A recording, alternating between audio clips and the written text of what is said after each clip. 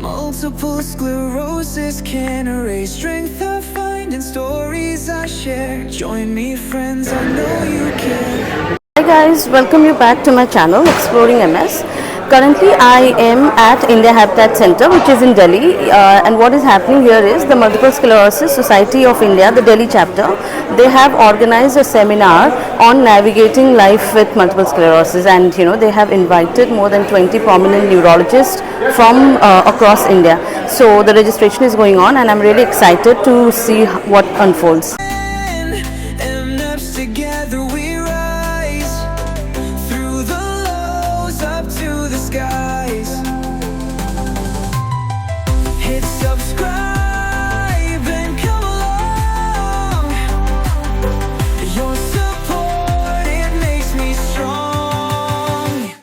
Every story's a light, shining bright even in the night. Exploring trials with all my might. Together we'll be alright.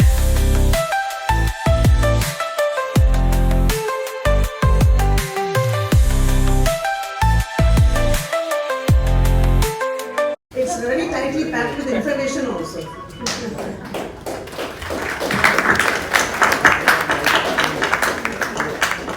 is 40 ribbons for 40 years. We have number of people who work for MSSI, especially the founders are no more, they are not there, but one founder's son is here, who's the National Secretary, Mr. Sandeep Chitnis. We are missing Sheila today. I was hoping that she is. Please give her all our good wishes. That you are facing when it comes to hearing from persons with MS or any other disability. So if you could just give us a little bit of a highlight on that. Thank you very much, Renuka ji. So how should I start? I was not expecting that my name will be called first, but anyway, thank you. First of all, sorry, Venu ji, because I entered in the midst when your beautiful poetry was on, and very, very interesting lines. Thank you very much. And about the Chief Commissioner of Persons with Disabilities, if I have to speak, I would say that this office has been in existence since 1999 by virtue of the erstwhile Act, which is the Persons with Disabilities Equal Opportunities Protection of Rights and Full Participation Act, Section 58. And then later on, of course, the RPWD Act came with some more powers, some more functionalities, more mandate also. Earlier we had just 4 mandates, now we have 10 specific mandates mentioned in Section 75 of the Act.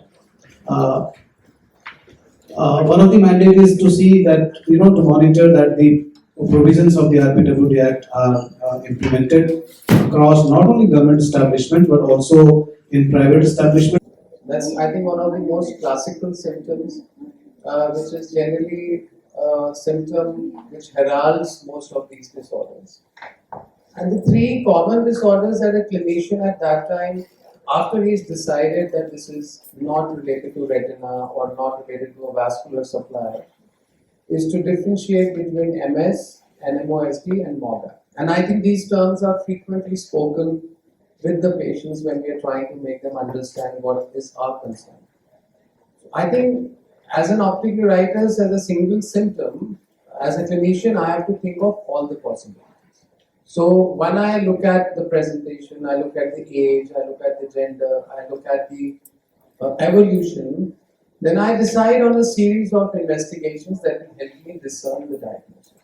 And I think the first investigation that most of the people end up doing is an MRI scan, provided they have ended up with an ophthalmologist or a neurologist who has suspected optic neuritis.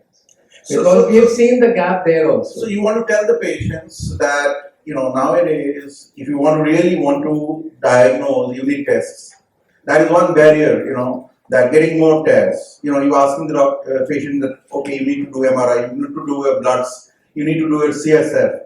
So there's a barrier there, right? So you need to tell them that you need to have those tests to diagnose MS properly. Is that right? Yeah, so if you're coming with a symptom and a doctor is suspecting that you may be having a demyelinating disease, which we use as a broad term, it's like buying a car and you want to decide whether you want an Alto or a BMW is your choice.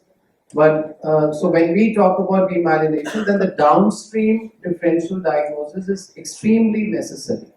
And why is it necessary? Is because your prognostication, the risk of recurrence, the outcomes, and the choice of treatment are a lot dependent on what you are formally considering as the final diagnosis.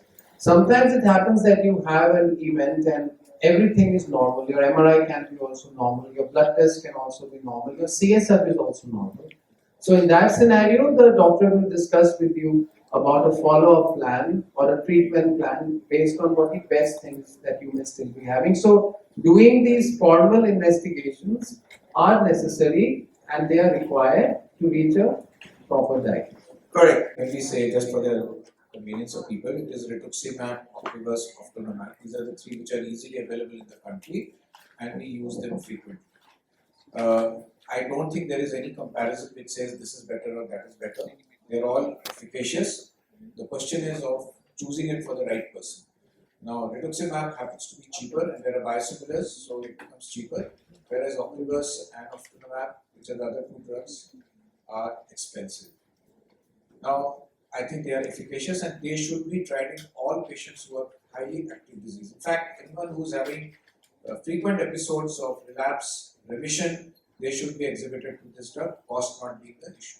So patients who come, even with the first patient who comes with frequent relapses, extensive lesions, they should be given the. And the initial concerns about rituximab over the safety features, that is now generally been given that's found to I think pretty safe for neurological purposes also. in It has India, been used in rheumatology and oncology for a long time, but now for us, the safety factor has also been.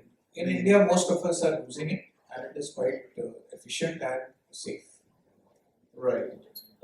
And I think it should be provided to all patients who have this disease free of cost. You have a huge setup. So do you have the space and also wherewithal? Are you running the MS clinic? And also, I would actually come back to you with a, as a corollary of what Dr. Rajesh already said.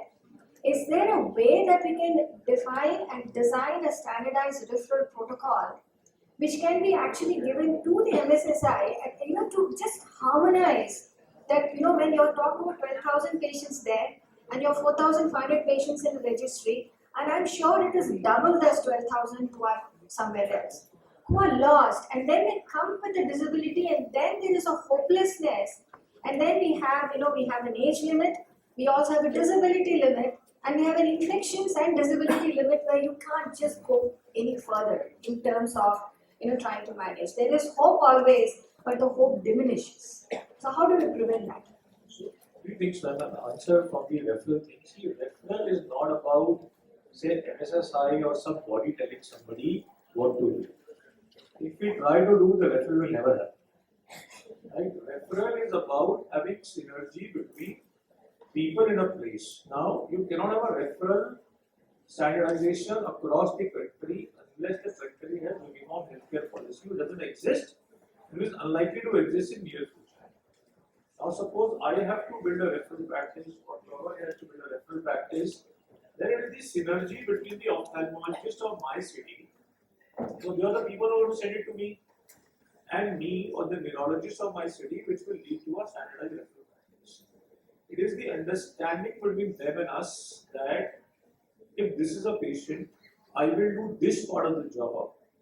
This guy will do this part of the job better, and once my time comes, he is happy to send it to me back. Then only a referral practice will get done. So guys, I have Bipasha ma'am here. She is the honorary chairperson of MSSI Delhi chapter, and so I just wanted to let her speak about the event and what she has to say about it. So ma'am, up to you. Yeah, today we are having an event, the well-known event, Navigating MS, Gaps and Opportunities, and Early Diagnosis.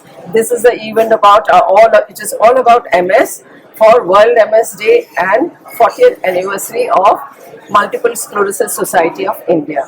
So we had about 17 very well-known neurophysicians who assembled over here and spoke on various topics.